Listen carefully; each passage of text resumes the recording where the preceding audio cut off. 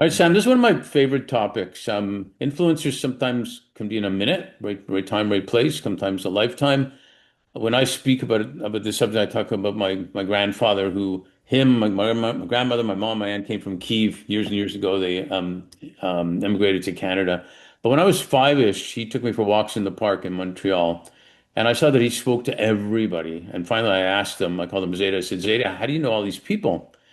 And he pointed to a guy and he said, this guy coming up. One day I smiled at him and he came over, smiled at me, and then we became friends and started doing it. And then another time somebody saw us smile and came over to us. I'm paraphrasing the whole thing. But I remember my 5-year-old brain saying, man, life's going to be easy. I just have to smile at people.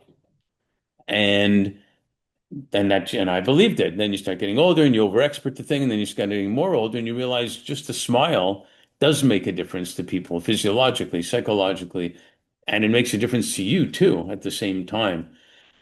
That was a big influence on me. We all have different type of influences in our lives. Because can you share like two or three that you've had? Of like specific. I mean, I am incredibly lucky. I have been able to work. We already talked about like working with incredibly talented artists Hmm. and learning their craft. And when I say talented artists, I don't mean just animators and the like. Like I've had the luck of learning from the good fortune of learning from like fantastic some of the top engineering and research minds in the world. When I worked at Microsoft for many years, like I was working on teams with some of the most talented graphics and just general like engineers. Like the video games industry is already a magnet for incredible talent. Right. And so, I was very lucky to be in a position where I ran a team at Microsoft, for example, that was responsible for sort of pushing the cutting edge of video game graphics. So one of the things I was responsible for was organizing advisory boards. We would bring in the top game developers from across the world, and we would put them in a resort in Western Washington for a weekend, and have conversations to figure out what direction do we want the industry to move in. What does hardware, like, what do you want to be able to do? Because hardware has a 5-year development cycle. So what do we want to be able to do 5 to 10 years down the road? And you see these like incredibly visionary people that are able to just pattern match and look at these, unpredictable curves and be able to say, wait a minute, in 7 years, we're going to have enough compute power to be able to do this if we do this, and this right, and we add this tool into the mix. And then our artists will be able to create these characters they weren't able to create before. Love So it. I learned a tremendous amount from just being in the orbit of incredibly intelligent and passionate people. Why don't we take those people? I've had conversations like this before and put them into a room and they've got 6 months to figure out a new healthcare system. And another people go in another room and they got 6 months to figure out the best education system. You can't be political. You can't ever run for office. You can't never have run for office or anything like that. You're pure, if you will. You think, well, yeah, well, what would they be able to solve? No question, they'd crack a number of these. Yeah. I mean, you And can you then, can see it. There's so many problems where you just look at, other industries have mastered this, and healthcare is still struggling. The example, I like, think about electronic health records.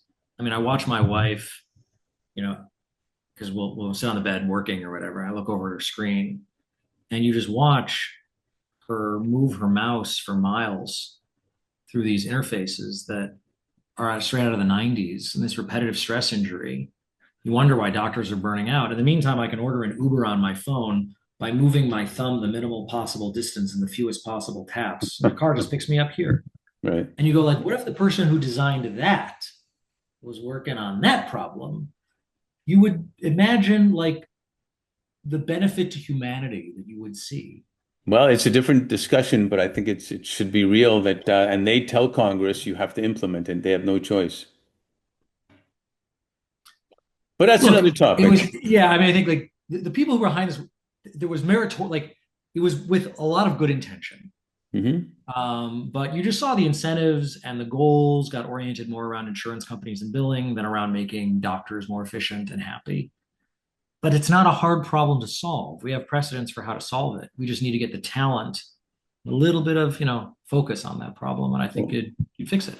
These maybe are these AI, are these are fixable problems. maybe AI will help solve that where people maybe can now do what they really want to do because AI is doing other stuff to solve things like that. But that'll be a sequel, whole topic just on that. Anybody else you want to recognize as an influencer? I mean, I could go on for, I know we're already kind of over, but why don't we save more of that for the sequel? Okay. Oh, geez, I thought you were going to talk about me. Damn it. Um, but We're, you know, you know, um, I say friend, but not yet uh, long running mentor. yes, I kind of got that. You could have mentioned your wife. I did. I mean, as an influencer. Well, I said like we're partners in, you know, like we said, great like things we're grateful for, right? Like having, being an engineer, working with a pediatrician, like having a partner like that when you're managing, a kid with a chronic disease, like, That's big. you know, diabetes dream team. I love it. The Diabetes Like Dream if you're Team. gonna face it, DDT, the Diabetes Dream Team. Thanks for sharing all that, man. I thank you for having me.